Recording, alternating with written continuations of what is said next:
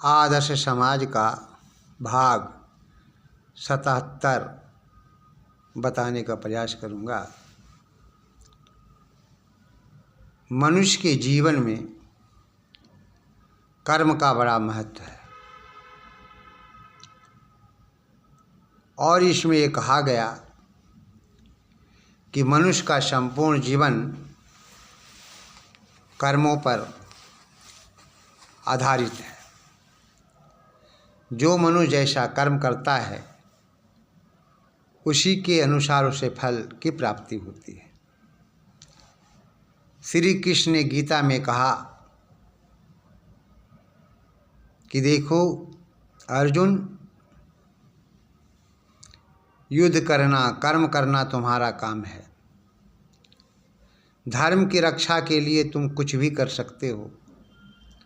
जो धर्म की रक्षा नहीं करता है, तो धर्म को नाश करने के चक्कर में है, उसको नष्ट करने में, उसको मारने में कोई पाप नहीं है। जिसको तुम भीष्म पितामह मान रहे हो, इसमें से किसी को भाई मान रहे हो, ये लोग सभी धर्म के विरुद्ध आचरण कर रहे हैं, इसलिए तुम्हारा कोई भी नहीं है। श्री कृष्ण ने और आगे कहा कि जो धर्म को विनाश करने में लगा हुआ है, जो धर्म के पथ पे नहीं चलता है, जो व्यक्ति धार्मिक नहीं है, तो जो धर्म का विरोधी है, वो धर्म का जो दुश्मन है, वो मेरा दुश्मन है, तुम्हारा दुश्मन है। इसलिए धर्म की रक्षा के लिए तुम्हें धनुष उठाना होगा और अपने भीष्म पितामह में भीष्म पितामह नहीं देखना होगा, बल्कि उससे युद्ध करना होगा। जब अर्जुन युद्ध करने से मना कर देता है, तब अंत में श्री कृष्ण सुदर्शन चक्र उठाते हैं और फिर रणभूमि में उतर जाते हैं। श्री कृष्ण के क्रोध रूप को देखकर अर्जुन भी रथ से उतरता है और श्री कृष्ण से कहता है कि मैं युद्ध करूंगा, और किया। श्री कृष्ण ने कहा अर्जुन से, कर्म करने का तुम्हारा अधिकार है, फल की चिंता करने का तुम्हारा अधिकार नहीं है। तुम कर्म करोगे, फल जरूर मिलेगा। अच्छा कर्म करोगे तो अच्छा फल मिलेगा, बुरा कर्म करोगे तो इसका परिणाम भी बुरा होगा। इसलिए युद्ध करो धर्म की रक्षा के लिए।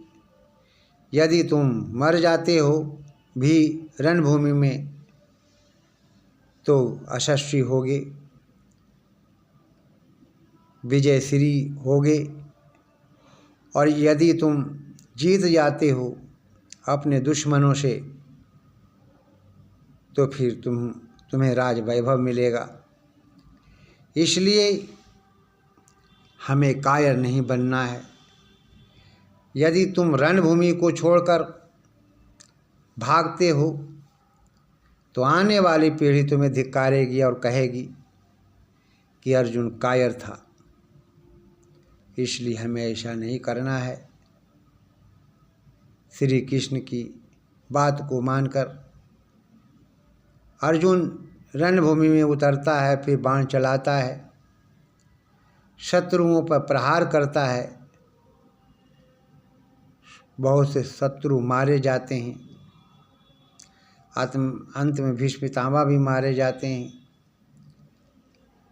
कर्ण भी मारा जाता है। तो कहने का मेरा कर्तव्य होता है कि मनुष्य को कर्म करना चाहिए।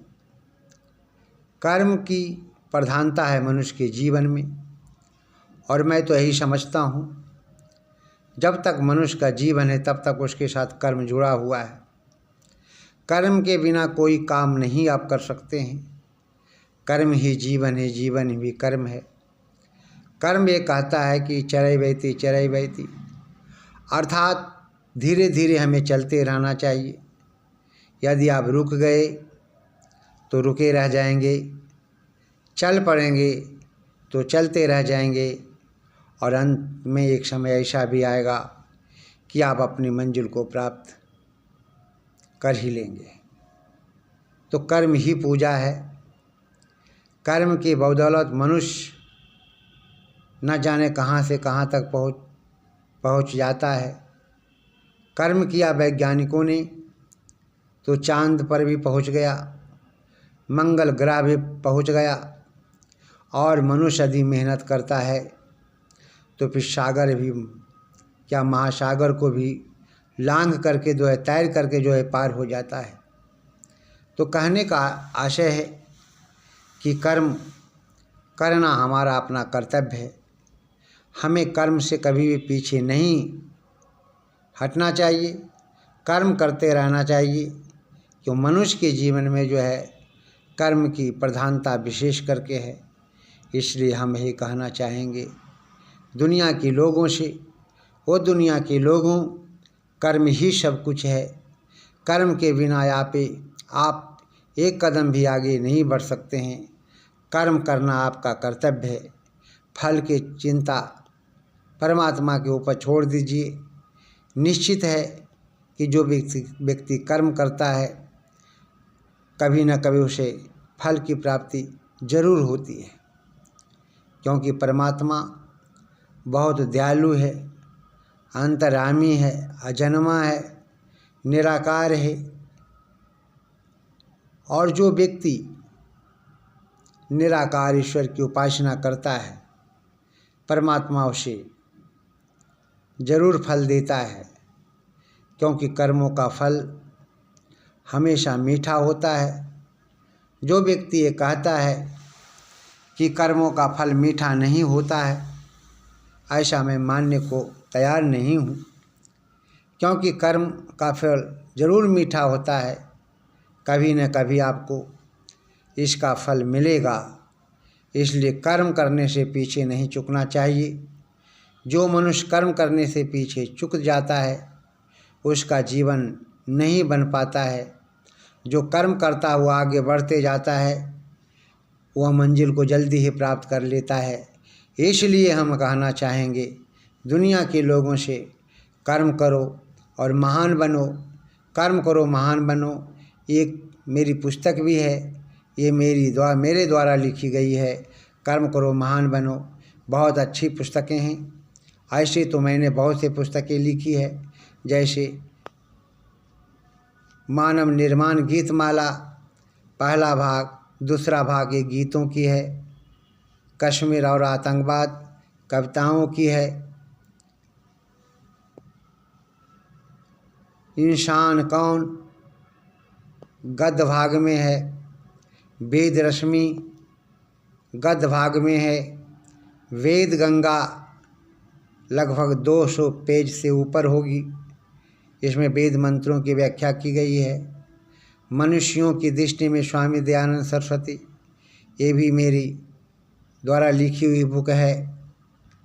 और गुरुकुल गीतांजलि, इसमें गीत है, ये भी मेरे द्वारा लिखी हुई पुस्तक है।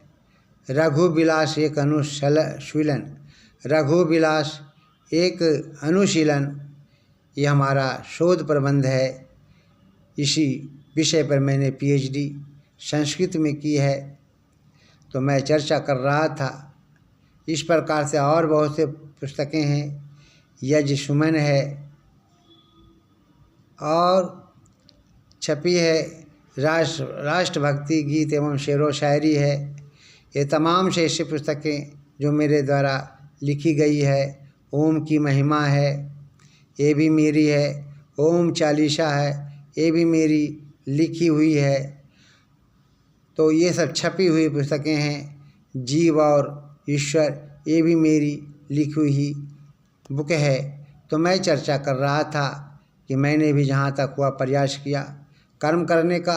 अब सफलता ईश्वर के हाथ में है।